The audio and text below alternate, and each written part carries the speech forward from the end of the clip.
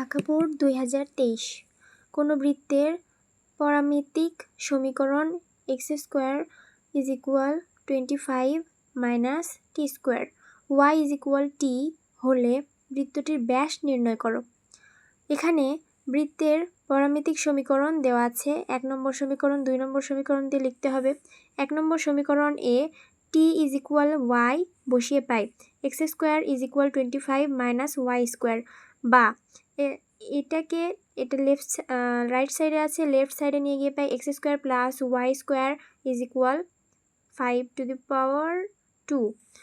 বৃত্তটির ব্যাস, তাহলে এটি হচ্ছে বৃত্তের সমীকরণ x² + y² = r²। আর হচ্ছে বৃত্তের ব্যাসার্ধ, তাহলে বৃত্তের ব্যাসার্ধ = 5 একক। তাহলে ব্যাস আমরা জানি দ্বিগুণ, 2 × 5 = 10 একক। তাহলে নির্ণয় বৃত্তটির ব্যাস 10 একক। এর আগের সূত্রগুলো ব্যবহার করে ক নম্বরে প্রমাণটি দেখানো হলো যে 3টি সূত্র দেখানো হয়েছিল, সেই 3টি সূত্রের মাধ্যমেই ক নম্বরের প্রশ্নগুলো এসে থাকে বোর্ড প্রশ্নে। যেমন এটি ঢাকা বোর্ড 2023।